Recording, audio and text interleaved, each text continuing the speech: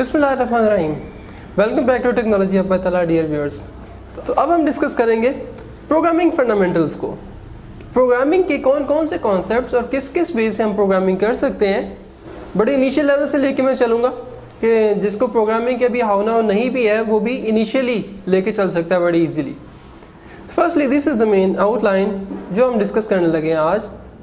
Start करेंगे language से, after that programme का structure, okay, and after that variables क्या होते हैं, उनकी डेटा टाइप्स क्या होती हैं, ऑपरेटर्स हम कैसे यूज़ कर सकते हैं, डिसीजन मेकिंग कैसे करवा सकते हैं, लूपिंग स्ट्रक्चर्स कैसे यूज़ कर सकते हैं, फंक्शंस कैसे बनाएंगे, अरेज का यूज़ कैसे होता है प्रोग्रामिंग में, पॉइंटर्स किस तरीके से यूज़ कर सकते हैं। तो वन बाय वन आते हैं हम इनकी तरफ। So firstly we are talking about the languages.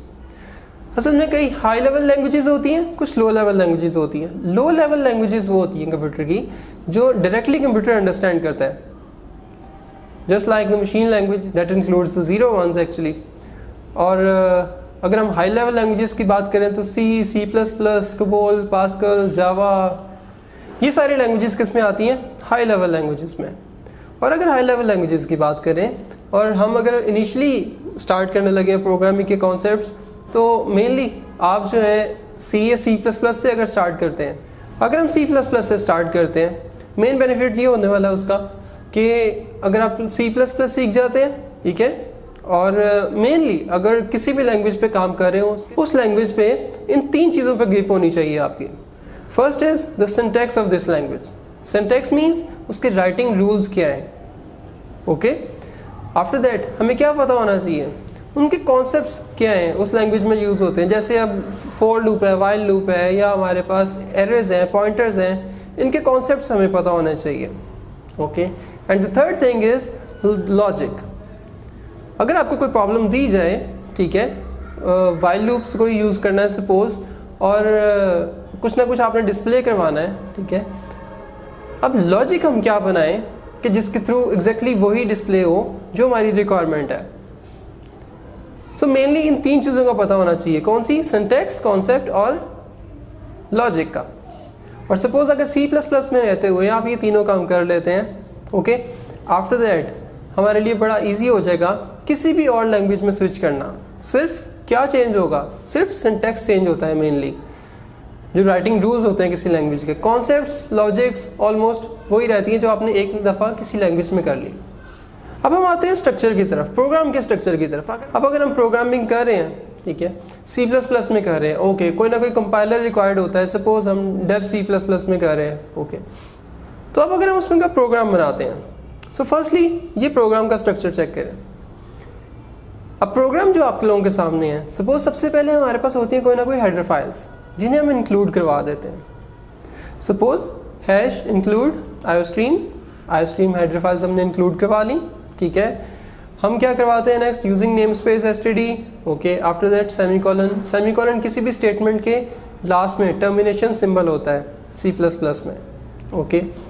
After that main function, int main, it means ये इंटीजर टाइप की कोई ना कोई वैल्यू रिटर्न करवाएगा, मेन फंक्शन।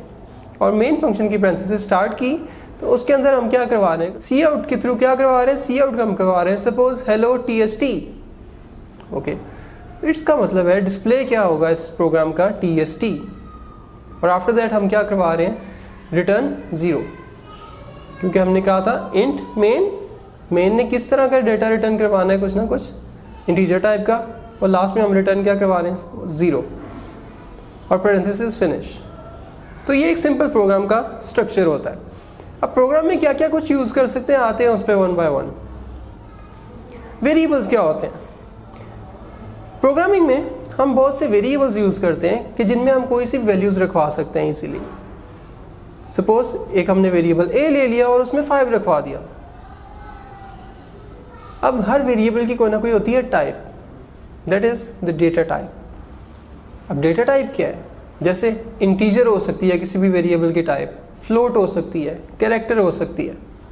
सपोज इसी केस में अगर देखें, हम इंटीजर ए डिक्लेयर करवाएंगे अगर उसमें मैंने 5 रखवाना है। तो अगर इसमें वैल्यू मैंने 5.5 रखवानी होती तो मैंने इसको कैसे डिक्लेयर करवाना था, किस टाइप के साथ, फ्लोट टाइप के साथ। सो अब अगर हम यूज़ करते हैं int A okay, after that a equals 5, int a means declaration हो गई a की, या a को हमने वेरिएबल को डिक्लेयर करवा दिया, और a इक्वल्स 5 मीन हमने उसकी इनिशियलाइजेशन भी कर दी, कोई ना कोई वैल्यू उसमें असाइन कर दी, और आफ्टर दैट हम क्या करवा रहे हैं, डिस्प्ले करवा रहे हैं the value of a is that is 5। तो क्या आउटपुट होगी इसकी, द वैल्यू इज 5। अच्छा, वेरिएबल्स और उनकी डेटा टाइप्स के बाद अब हम आते हैं ऑपरेटर्स की तरफ। अब ऑपरेटर्स, सपोज हम प्लस ऑपरेटर की अगर हम बात करें तो हम इंक्रीमेंट के लिए यूज़ कर रहे होते हैं, डिक्रीमेंट के लिए माइनस भी यूज़ कर रहे होते हैं। Okay, a plus plus use कर रहे होते हैं सपोज अगर हम इस सेंस में, इट्स मीन हम क्या चाह रहे हैं, a की वैल्यू में 1 का इंक्रीमेंट हो जाए। In other words a plus plus को हम a इक्वल्स a प्लस 1 भी लिख सकते हैं।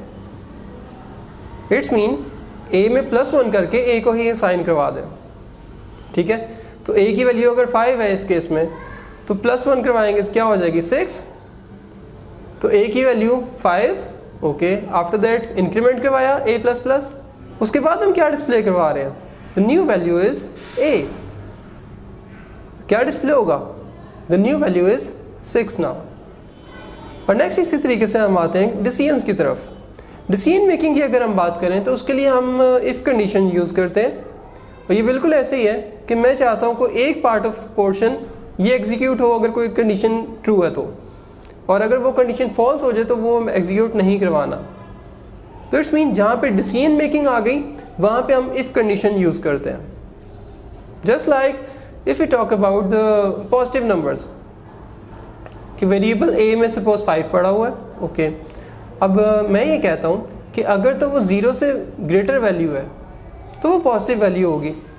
इस केस में चेक करें, इफ़ के आगे कोई ना कोई हम कंडीशन लगाते हैं, और कंडीशन हमने क्या लगाई, if a is greater than 0, it's mean a की वैल्यू अगर 0 से ग्रेटर होगी तो क्या एग्जीक्यूट होना चाहिए। नेक्स्ट लाइन में हम क्या लिख रहे हैं, इफ़ की बॉडी में सिंपली क्या आउटपुट करवा रहे हैं, इट्स अ पॉजिटिव वैल्यू। पर अगर 5 के बजाय यहाँ पे वैल्यू पड़ी होती -3 a में, तो कंडीशन क्या बननी थी, if -3 greater than 0, condition false. तो इसका मतलब है इफ़ वाली बॉडी में हम नहीं आएंगे, ठीक है, इट्स अ पॉजिटिव नंबर, ये हम शो नहीं करवाएंगे, इसके एल्स वाले पोर्शन में आ जाएंगे। एल्स में याद रखिएगा हमेशा तब आएंगे जब आपकी इफ़ वाली कंडीशन फॉल्स हो जाए। तो अब हम एल्स में आके क्या करवाते हैं, सपोज हम क्या डिस्प्ले करवा रहे हैं, it's not a positive number.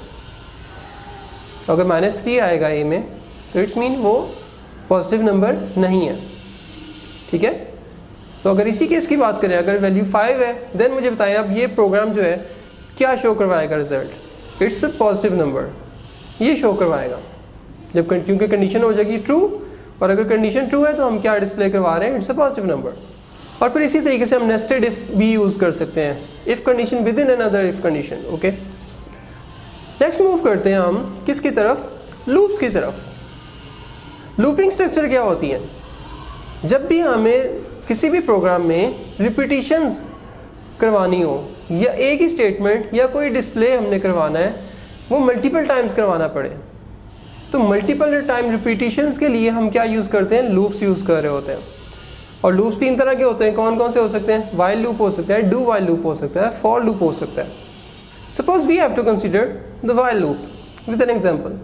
Check करें ज़रा इस प्रोग्राम को, इसमें क्या हो रहा है, a की वैल्यू 1 से स्टार्ट करवाई हमने, ओके, अब वाइल के आगे कोई ना कोई कंडीशन लगाएंगे, ठीक है, जैसे इफ़ के बाद लगाते थे, ठीक है, कंडीशन तो इसमें लगा लेते हैं। सपोज हमने यहाँ पे क्या लिख दिया, a लेस देन 5, ठीक है, इट्स मीन a की वैल्यू 1 से इनिशियलाइज करवाई, और a की वैल्यू अगर 5 से लेस है तो हमने करवाना क्या है, सी आउट करवाएंगे a की वैल्यू डिस्प्ले करवा देंगे। सपोज a की वैल्यू 1 डिस्प्ले हो जाएगी, 1 is less than 5, condition true थी, उसके बाद 1 डिस्प्ले भी हो जाएगा, और after that increment in a की वैल्यू 1 के बजाय क्या हो जाएगी 2, और जैसे ही इसकी बॉडी फिनिश हो, वंस अगेन वाइल की जो कंडीशन है वो अगेन चेक होगी।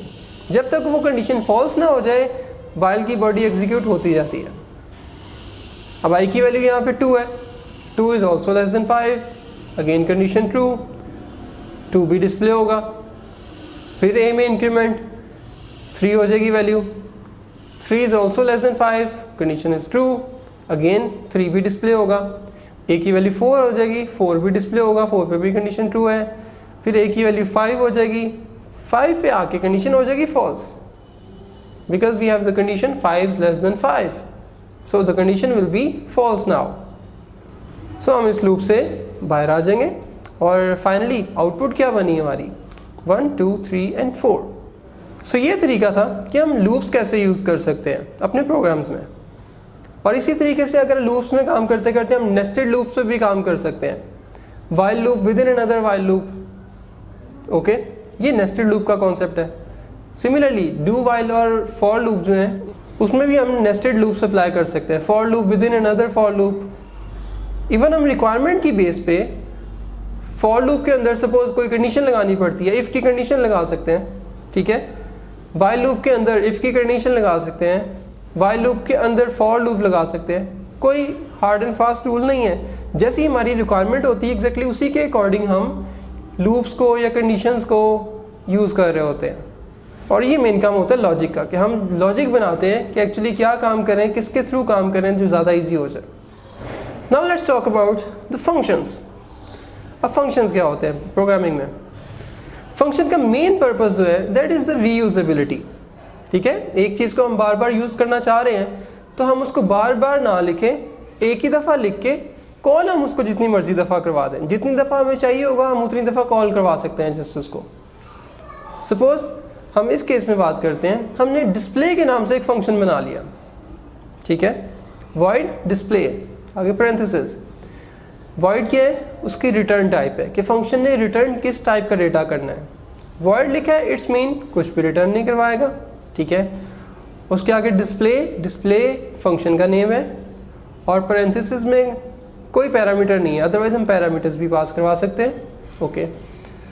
और डिस्प्ले की बॉडी में हम क्या करवा रहे हैं? सी आउट करवा रहे हैं TST, मीन्स सिंपली डिस्प्ले करवा रहे हैं TST को, ओके। अब ये तो बन गया फंक्शन, और ये होता है मेन से बिल्कुल सेपरेट। मेन इटसेल्फ भी हमारा क्या होता है? फंक्शन ही होता है प्रोग्राम में। अब देखते हैं मेन के अंदर हम इसको कॉलिंग कैसे करवाते हैं। अब मेन फंक्शन में आके हम जितनी मर्जी दफ़ा डिस्प्ले वाले फंक्शन को कॉल करवाना चाहे हम करवा सकते हैं। सपोज मैंने डिस्प्ले का फंक्शन कॉल करवाया, डिस्प्ले के नाम से, पैरामीटर कोई भी नहीं दिया, सेमीकोलन, इट्स मीन डिस्प्ले का फंक्शन कॉल हो जाएगा और डिस्प्ले क्या होगा? That is cout TST, तो TST डिस्प्ले हो जाएगा जस्ट। तो इस तरीके से हम फंक्शंस को यूज़ कर लेते हैं, और फंक्शन को ज़रूरी नहीं है हम मेन फंक्शन से पहले डिक्लेयर करवाएं, ठीक है। मेन फंक्शन के बाद भी यूज़ कर सकते हैं, ठीक है। मेन फंक्शन से पहले भी यूज़ कर सकते हैं, और फिर मेन फंक्शन में हम कॉल करवाते रहते हैं उनको जैसे मर्जी। इवन ये भी कर सकते हैं कि मल्टीपल फंक्शंस यूज़ कर सकते हैं हम अपने कोड में, और अगर मल्टीपल फंक्शन यूज़ कर सकते हैं, सपोज मैंने फंक्शन 1 बनाया, फंक्शन 2 बनाया, और मेन फंक्शन के अंदर मैं फंक्शन 1 को कॉल करवा देता हूँ, और फंक्शन 1 की बॉडी के अंदर मैं फंक्शन 2 को कॉल करवा देता हूँ, ये भी पॉसिबल है, ठीक है। तो जैसी हमारी रिक्वायरमेंट हो वैसे ही हम फंक्शंस को भी यूज़ कर सकते हैं अपने प्रोग्राम्स में। नेक्स्ट आते हैं अरेज की तरफ। अरेज क्या है? कंसेक्टिव मेमोरी लोकेशंस होती हैं with same name and same type. अगर हमारे सामने ये एक अरे है जिसमें एलिमेंट्स हैं 2 4 6 एंड 8, इट्स मीन अरे की लेंथ 4 है जिसमें 4 एलिमेंट्स पड़े हुए हैं, ओके। उसके इंडेक्सेस 0 से लेके 3 तक है, ओके। लेंथ -1 तक अगर देखें, ओके, 3 तक इंडेक्सेस है, और उसका नेम क्या है? A, okay. और उसमें एलिमेंट्स किस डेटा टाइप के पड़े हुए हैं? सारे के सारे इंटीजर टाइप के हैं, क्योंकि अगर एक इंटीजर टाइप का सारे के सारे इंटीजर के ही होने चाहिए। अगर कोई फ्लोट है तो it's mean array of float consider होगी, अगर इंटीजर वैल्यूज हैं तो array of integer values consider होगी, ओके। किसी भी एक सिमिलर डेटा टाइप की ही वैल्यूज पड़ी हो सकती हैं एक एरे में। तो इस केस में अगर हमने इस एरे को डिक्लेयर करवाना है, हम कैसे डिक्लेयर करवा सकते हैं? इंट a पैरेंथेसिस इक्वल्स, उसके बाद कर्ली ब्रेसेस के अंदर डिफरेंट वैल्यूज जो हैं वो साइन कर देते हैं, जस्ट लाइक 2, 4, 6, 8। इट्स मीन 2 सबसे पहले 0 इंडेक्स पे साइन हो जाएगा, उसके बाद 4 है, 4 1 इंडेक्स पे साइन हो जाएगा, नेक्स्ट 6 वो नेक्स्ट इंडेक्स पे साइन हो जाएगा, और फिर 8 जो है वो थर्ड इंडेक्स पे साइन हो जाएगा। तो 0 1 2 एंड 3 इन 4 इंडेक्सेस पे ये 4 वैल्यूज जो हैं वो आ गई। अब अगर हमने इनको डिस्प्ले करवाना है सपोज कैसे डिस्प्ले करवा सकते हैं, इसी कोड की तरफ देखें। So we have integer i that is initializes with 0। एक वेरिएबल इंटीजर टाइप का हमने i ले लिया, जिसकी वैल्यू कहाँ से स्टार्ट करवा रहे हैं, इनिशियलाइज करवा रहे हैं 0 से। ओके, व्हाइल लूप लगाया और i की वैल्यू कहाँ तक जानी चाहिए, चेक करें ज़रा, इंडेक्सेस हमारे कहाँ तक जा रहे हैं, 3 तक। तो अगर 3 तक इंडेक्सेस जा रहे हैं, इट्स मीन हम कंडीशन ये यूज़ करते हैं व्हाइल की, व्हाइल i लेस देन 4। और व्हाइल की बॉडी में देखिए हम क्या करवा रहे हैं, हम डिस्प्ले करवा रहे हैं a ऑफ i। इसका मतलब है i की वैल्यू अगर 0 होगी यहाँ पे तो a ऑफ 0 डिस्प्ले होगा। a ऑफ 0 मीन्स एरे के 0 इंडेक्स पे जो वैल्यू पड़ी हुई है, सपोज 2, तो 2 डिस्प्ले हो जाएगा। आफ्टर दैट i में इंक्रीमेंट हो जाएगा, i की वैल्यू हो जाएगी 0 के बजाय 1, फिर 1 पे आके भी कंडीशन ट्रू है, 1 लेस देन 4। अगेन अब क्या डिस्प्ले होगा, a ऑफ 1, a ऑफ 1 पे जो वैल्यू पड़ी हुई है वो क्या पड़ी है, 4। उसके बाद अगेन इंक्रीमेंट i में, i की वैल्यू हो जाएगी 2, तो 2 इंडेक्स पे जो वैल्यू पड़ी हुई है a ऑफ 2 वो डिस्प्ले हो जाएगी, that is 6। Once again increment होगा i में, 3 is also less than 4, condition true होगी, 8 भी डिस्प्ले हो जाएगा। और after that next time increment होके जब i की वैल्यू क्या हो जाएगी, 4 हो जाएगी, 4 लेस देन 4, कंडीशन हो जाएगी फॉल्स, तो हम लूप से बाहर आ जाएंगे। तो फाइनली इस कोड की जो आउटपुट बनेगी वो क्या होगी, दैट इज 2, 4, 6 एंड 8, सारे एलिमेंट्स जो हैं उस एरे के। और फिर इसी तरह एरे में रह के आप एरे की सॉर्टिंग टेक्निक्स हैं, ठीक है, bubble sort, selection sort, merge sort, insertion sort, multiple sorting techniques हैं, वो भी यूज़ कर सकते हैं। फिर हम एरे पे आगे सर्चिंग ऑपरेशंस हैं, वो बहुत सारे यूज़ करवा सकते हैं, लाइक लीनियर सर्च है, बाइनरी सर्च है, और भी एरे में बहुत सारे ऑपरेशंस परफॉर्म करवा सकते हैं। इवन अभी हमने जो एरे में काम किया है ये सिंगल डायमेंशनल है, हम 2 डायमेंशनल एरे पे भी काम कर सकते हैं। तो एरे में भी बहुत सा काम कर सकते हैं डिपेंडिंग अपॉन आवर रिक्वायरमेंट्स। जैसी रिक्वायरमेंट होगी उसके अकॉर्डिंग ही हम एरेज को मैनेज करेंगे। उसके बाद आते हैं सपोज पॉइंटर्स की तरफ। Pointer special type of variables होते हैं जो कि एड्रेसेस को स्टोर करने के लिए यूज़ होते हैं। किसी भी वेरिएबल का कोई एड्रेस है उसको होल्ड करने के लिए यूज़ होते हैं हम क्या, पॉइंटर्स। हमें भी पता है अगर कोई भी वेरिएबल हम डिक्लेयर करवाते हैं, मेमोरी में कोई ना कोई स्पेस तो लेता है कि नहीं। अब सपोज हम वेरिएबल a यूज़ करते हैं, ओके, और उसमें वैल्यू मैं लिखवा देता हूँ 5। इट्स मीन अब वो उस 5 ने मेमोरी में कोई ना कोई स्पेस तो ली है ना, और उसका कोई ना कोई एड्रेस भी होगा। ये बिल्कुल ऐसे ही है कि अगर आपने किसी पर्सन तक एक्सेस चाहिए तो उसका अगर एड्रेस आपको पता है तभी आप उस तक पहुंच सकते हैं, ऐसे ही। सो ये 5 भी मेमोरी में तो कहीं ना कहीं पड़ा होगा। अब अगर उसका एड्रेस हम किसी में स्टोर करवाना चाहे, that is actually the pointers. तो पॉइंटर्स क्या काम कर रहे होते हैं, किसी भी वेरिएबल के एड्रेस को होल्ड करते हैं ये। अब इसी केस में देखें, suppose we have a pointer asterisk p। Pointer जब भी डिक्लेयर करवाते हैं स्टैरिक के साथ करवाते हैं, इंट स्टैरिक p। शुरू में जो इंट लिखा है इट्स मीन है तो पॉइंटर, इसके पास कोई ना कोई एड्रेस ही होगा, लेकिन इसके साथ हमने इंटीजर क्यों लिखा। इंटीजर इसलिए लिखा है कि एक्चुअली ये पॉइंटर वो पॉइंटर होगा जिसके पास एड्रेस होगा किसी ना किसी इंटीजर वैल्यू का। जैसे इंटीजर वैल्यू a है, ये 5 हमने डिक्लेयर करवा दी, उसके बाद पॉइंटर डिक्लेयर करवा दिया। नेक्स्ट हम ये करवा लेते हैं a का एड्रेस वो साइन करवा देते हैं p में, इट्स मीन उस पॉइंटर में। अब जैसे ही a का एड्रेस उस पॉइंटर में साइन कर दिया ना, अब सिंपली ये जो सबसे नीचे छोटी सी डायग्राम है वो कभी ना भूलिएगा, पॉइंटर्स आपको कभी नहीं भूलेंगे। अब वेरिएबल की अगर हम बात करें, वेरिएबल इज a और उसमें वैल्यू पड़ी है 5। अब अगर मैं a डिस्प्ले करवाता हूँ तो क्या डिस्प्ले होगा, दैट इज 5। और अगर मैं एंड a यूज करता हूँ, it's mean we are talking about the address of a, that is 0x something, जो भी एड्रेस है इसका, ठीक है। और अगर मैं पॉइंटर्स की बात करता हूँ तो पॉइंटर अगर मैं स्टैरिक के साथ यूज करता हूँ, asterisk p, it's mean we are talking about the value of a, that is again 5।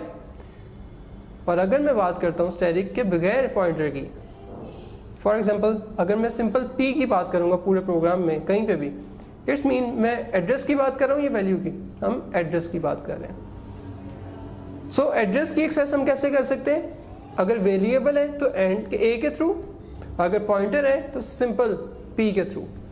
अगर वैल्यू को कोई एक्सेस चाहिए, वेरिएबल है तो a के थ्रू, और अगर पॉइंटर है तो स्टैटिक पी के थ्रू। तो सपोज अब बताएं इस केस में अगर मैं डिस्प्ले करवा रहा हूँ, सी आउट करवा रहा हूँ ए इक्वल्स, उसके बाद ए की वैल्यू जो भी ए में स्टोर है, और उसके बाद स्टैटिक पी इक्वल्स आगे स्टैटिक पी जो भी स्टैटिक पी में पड़ा हुआ है, तो इन दोनों केसेस में ए की वैल्यू ही डिस्प्ले होगी। ठीक है, दैट इज 5। और ये कॉन्सेप्ट है एक्चुअली पॉइंटर का। और फिर पॉइंटर के कॉन्सेप्ट को हम लेके मल्टीपल वेज से इसको यूज कर सकते हैं। इवन इसमें पॉइंटर टू पॉइंटर का कॉन्सेप्ट भी होता है। ठीक है, चेनिंग का कॉन्सेप्ट होता है। ठीक है, एक वेरिएबल का एड्रेस आपने किसी पॉइंटर में रखवा दिया, फिर किसी एक पॉइंटर का एड्रेस भी आप किसी और पॉइंटर में रखवा सकते हैं, फिर उस पॉइंटर का एड्रेस भी किसी और पॉइंटर में रखवा सकते हैं। ठीक है, उसके लिए सिंगल अगर पॉइंटर है तो स्टैटिक यूज़ करते हैं, फिर अगर डबल पॉइंटर है फिर उसके लिए स्टैटिक 2 टाइम्स यूज़ करते हैं, एंड ऑल दैट। वो भी एक चेन चलती है, हम अपनी मर्ज़ी से उसको यूज़ कर सकते हैं जैसे हमने यूज़ करना हो। एक्चुअल पर्पस उसका ये था जैसे हमने अभी यूज़ किया। तो ये मेजर कॉन्सेप्ट है किसके, प्रोग्रामिंग के। हम एडवांस प्रोग्रामिंग की तरफ चले जाएं तो ये बेसिक रूल्स और बेसिक टेक्निक्स जो हैं ये आप लोगों को ज़रूर आनी चाहिए, और इसी बेसिक्स की बेस पे ही आप इसके बाद ऑब्जेक्ट ओरिएंटेड प्रोग्रामिंग के कॉन्सेप्ट्स आप लोगों को समझ आ सकते हैं, डेटा स्ट्रक्चर्स के कॉन्सेप्ट्स इजीली समझ आ सकते हैं, और फिर नेक्स्ट आप फर्दर जो है डेवलपमेंट इजीली कर सकते हैं with the help of coding. So I hope अब बड़ी इजीली आप लोगों को अंडरस्टैंड हो चुका होगा कि प्रोग्रामिंग की कैसे जाती है, और प्रोग्रामिंग में जो कॉन्सेप्ट्स यूज़ होते हैं with the help of coding as well, ये सारे के सारे हमने जो डिस्कस कर लिए थोड़े से टाइम में, वो कैसे हेल्पफुल होंगे आप लोगों के लिए। सो अभी तक अगर आप लोगों ने टेक्नोलॉजी अब्बा तलहा को सब्सक्राइब नहीं किया ज़रूर कर लीजिएगा।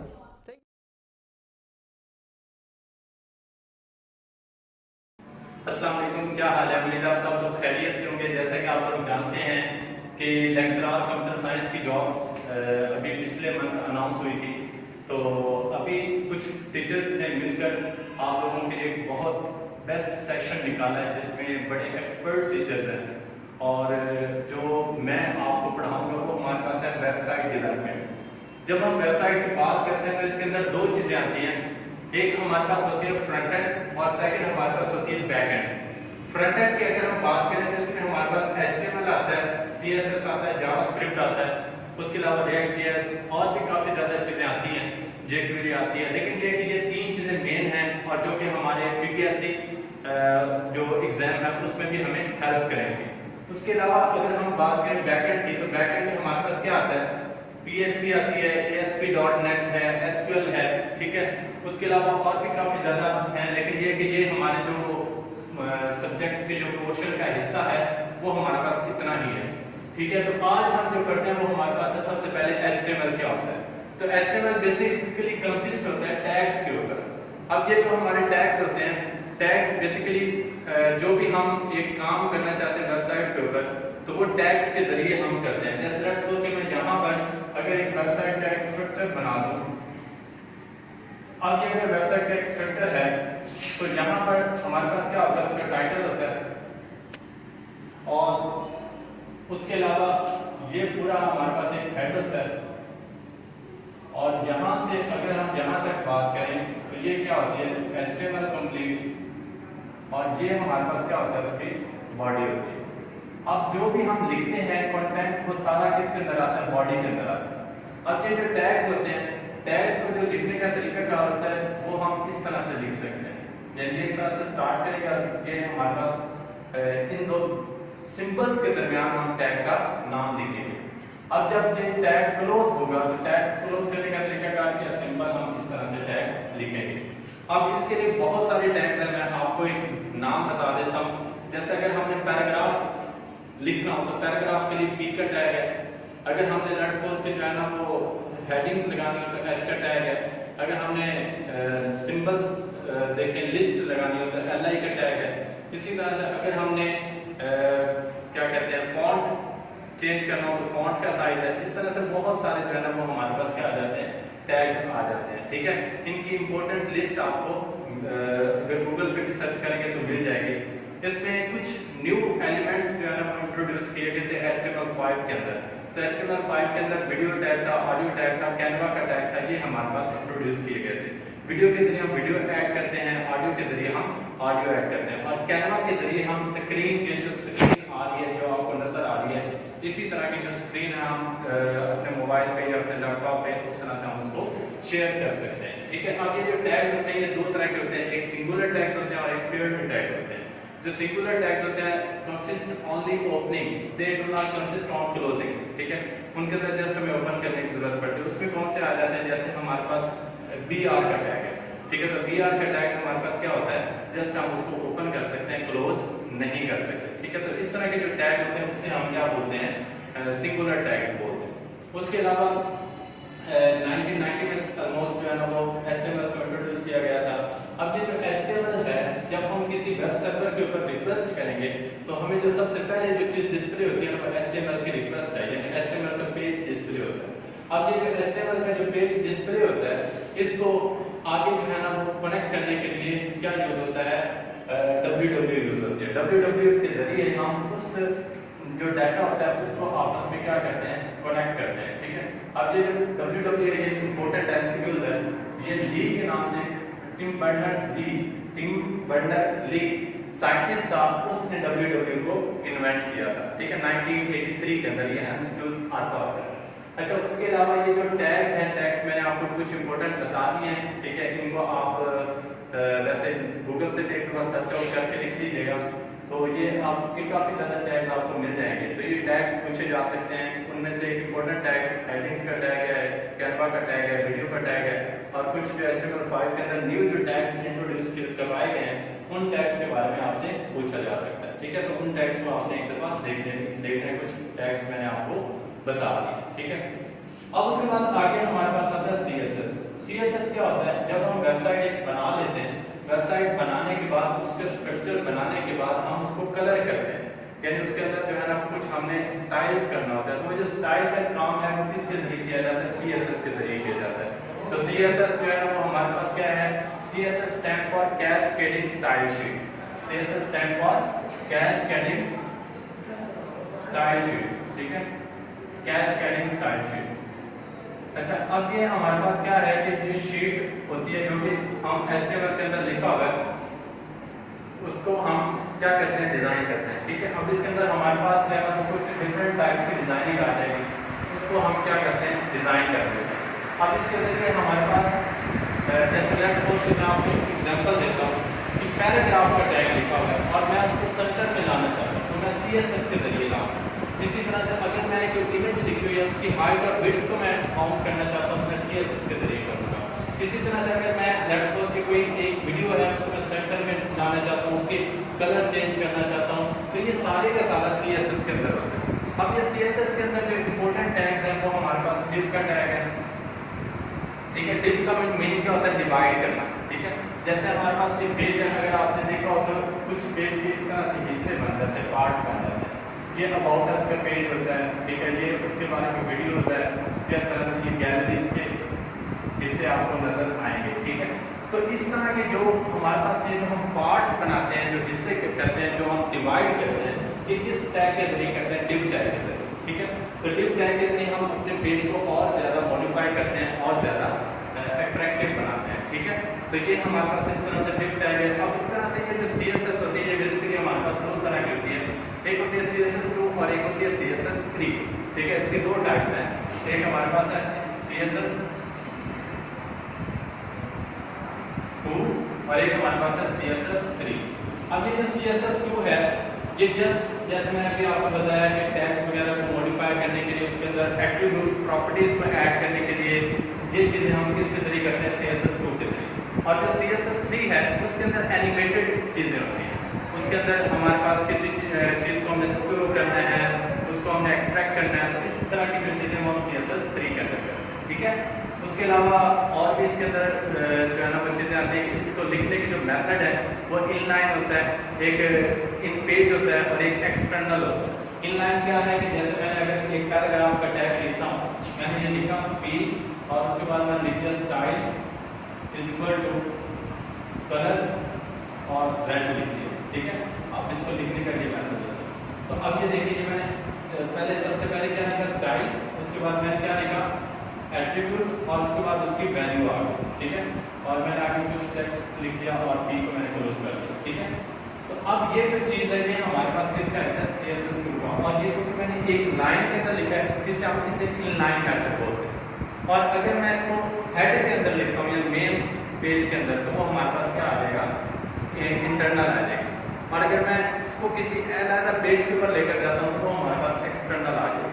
अब इसको जो लिखने का तरीका होता है CSS को, वो क्या होता है, सेम इसी तरह से स्टाइल लिखते हैं, उसके बाद एट्रीब्यूट लिखते हैं और उसके बाद उसकी वैल्यू को डिफाइन कर देते हैं। ठीक है, जब हम मल्टीपल वैल्यूज को करना हो तो फिर हमें ये सेमीकोलन लगा कर आगे हम करते जाते हैं। तो ये 3-4 एमसीक्यूज इसमें से बन सकते हैं कि how can we define multiple values with the help of semicolon. इस तरह से ये यूज़ किसके लिए होता है, टाइप इसकी क्या है और ये किस पर्पज़ के लिए यूज़ होता है, ये तमाम चीज़ें इससे बनकर आ सकते हैं। और इसके एमसीक्यूज को आपसे इंशाल्लाह शेयर करते जाएंगे। उसके बाद आगे हमारे पास है जावास्क्रिप्ट। जावास्क्रिप्ट हमारे पास HTML CSS की एडवांस फॉर्म है, और अगर हमने इसको और ज़्यादा बेटर अट्रैक्टिव करना हो तो हम जावास्क्रिप्ट के अंदर करते हैं। उसमें हम क्या चीज़ बनाते हैं, जैसे लेट्स सपोज के अगर हम बात करें तो ये स्लाइड्स होती हैं, स्लाइड्स हो गई इस तरह से, और भी काफ़ी ज़्यादा ये जो चीज़ें हैं, स्लाइड्स हो गई और एनिमेशंस हो गई, ये सारी चीज़ें हम किसके जरिए बनाते हैं, जावास्क्रिप्ट की हेल्प के साथ। ठीक है, तो अब जो जावास्क्रिप्ट की हेल्प में उसमें जो मेन चीज़ आती है ना, वो हमारे पास होती है इवेंट्स। ठीक है, और इवेंट के जरिए हम उसको ऊपर फंक्शन को कॉल करते हैं और नीचे जो है ना वो डाटा एक्सप्लेन होता है। ठीक है, जैसे लेट्स सपोज मैं आपको एक एग्जांपल देता हूँ, यहाँ पर लिखा हुआ है क्लिक मी। अब आपके सामने एक बटन है, लेकिन जैसे ही आप इस क्लिक मी के ऊपर क्लिक करते हो तो आगे पूरा फॉर्म ओपन हो जाता है। ठीक है, तो ये हमारे पास क्या है, जावास्क्रिप्ट का हिस्सा है। ठीक है, इट मींस कि यहाँ पर हमने इवेंट लगाया, इवेंट कौन सा लगाया, क्लिक मी का, और उसके नतीजे में फंक्शन के अंदर हमने वैल्यूज कौन सी रखी हुई थी, जे वाली वैल्यू रखी हुई थी। तो इस तरह से हम क्या कर सकते हैं, इसको रिप्रेजेंट कर सकते हैं। ये हमारे पास किसका हिस्सा था, जावास्क्रिप्ट का हिस्सा था। ठीक है, उसके बाद इसके अंदर इवेंट्स के आपने नाम याद करने, 12 इवेंट्स हैं, 12 इवेंट्स हैं। उसमें click on, double click on, press है, की प्रेस है, ये सारे हमारे पास इवेंट्स हैं। और इसको बाकी जो फंक्शन को लिखने का जो मेथड है, फंक्शन को हम किसी भी तरह से हम कॉल करवा सकते हैं। ठीक है, यानी ऊपर फंक्शन हम लिख देंगे तो ये हमारे पास फंक्शन जो है वो क्या हो जाएगा, कॉल हो जाएगा। उसके बाद अब हम आते हैं बैकएंड की तरफ। अब ये जो बैकएंड है इसमें 3 चीज़ें आती हैं, एक हमारे पास आता है PHP, ASP.NET, और एक हमारे पास आता है SQL। PHP जो है ना वो वेब एप्लीकेशन के लिए यूज होती है। ठीक है, वेब एप्लीकेशन के लिए, यानी जो जितने भी वेब एप्लीकेशन है वो सारी की सारी किसके ऊपर बनती हैं, PHP के ऊपर बनती हैं। PHP stand for hypertext pre processor, hypertext pre processor. ठीक है, तो ये जितने भी इस तरह की जो एप्लीकेशंस हैं, वेब एप्लीकेशन, वो PHP के ऊपर बनते हैं।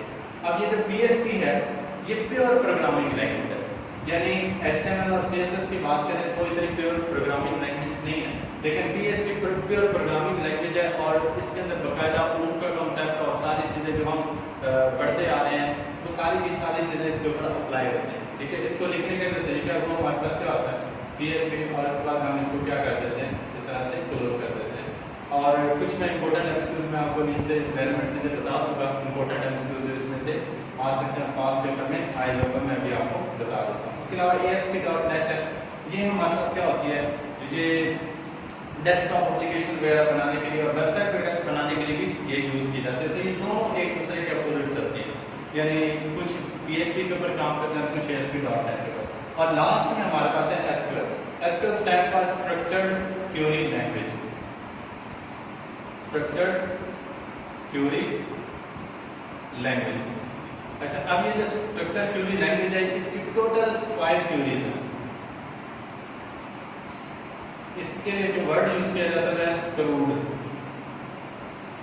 क्रिएट, रिट्रीव, अपडेट, डिलीट और एडिट। ठीक है, उसके अलावा इसके अंदर अगर हम एक्सप्लेन करते हैं डेटाबेस को तो फिर काफ़ी ज़्यादा चीज़ें आ जाएंगी, टेबल आ जाएगा, रिपोर्ट्स आ जाएगा, काफ़ी ज़्यादा चीज़ें आ जाती हैं। तो उनको भी आपने एक दफ़ा थोड़ा सा एक दफ़ा माइंड में देख लेना। अब हम एक दफ़ा कुछ इंपॉर्टेंट एमसीक्यूज देख लेते हैं ताकि आप लोगों को चीज़ें क्लियर हो जाए, तो फिर हम लेक्चर को एंड करते हैं। अच्छा, अब ये सबसे पहले है PHP से रेलेवेंट के एमसीक्यूज है जो कि रिपीट हुआ है कि which of the following are compound data type. Compound data type क्या होते हैं, जिसमें मल्टीपल डाटा टाइप्स को हम मिलाकर यूज करते हैं। तो उसमें सबसे पहले है अरे, दूसरा हमारे पास है ऑब्जेक्ट्स और तीसरा है बोथ ऑफ दीज। तो ये हमारे पास क्या आएगा, अरे और ऑब्जेक्ट्स दोनों को हम डाटा टाइप के तौर पर यूज करते हैं। उसके बाद सेकंड क्वेश्चन है कि trace the odd data type. Odd क्या होता है, यानी जो कि उससे मिलता जुलता ना हो। उसमें हमारे पास एक फ्लोट है, इंटीजर है, डबल है और रियल नंबर है। तो अगर हम देखें फ्लोट और डबल, वो डेसिमल पॉइंट के लिए यूज होता है। जो इंटीजर्स है वो जस्ट किसके लिए होता है, विदाउट एनी डेसिमल पॉइंट। अच्छा, उसके बाद थर्ड हमारे पास है विच of the following variable is not pre defined variable. Pre defined जो कि पहले से डिफाइंड। तो डॉलर गेट ये भी प्री डिफाइंड वेरिएबल है, डॉलर रियूज सेट ये भी पहले से है, डॉलर पोस्ट ये भी पहले से है। तो एक डॉलर आस्क वो हम खुद से डिफाइन करते हैं, तो इसलिए ये इसका हिस्सा नहीं रहेगा। तो which of the following method sends input to a script via URL. URL के जरिए कैसे डाटा को गेट करने के दो मेथड होते हैं, एक होता है पोस्ट और दूसरा होता है गेट। तो जो गेट है उसके जरिए हम यूआरएल के जरिए डाटा एक्सेस कर देते हैं। अच्छा, उसके बाद आगे हमारे पास है variable scope on which a variable does not lose its value when the function exist and use the value if the function is called again is called static. यानी फंक्शन खत्म भी हो जाए तब भी उसकी वैल्यू मेंटेन रहे, उसे हम बोलते हैं स्टैटिक।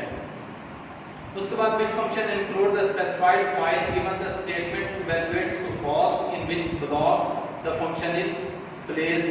तो ये हमारे पास REUIRE फंक्शन करने के लिए यूज होगा।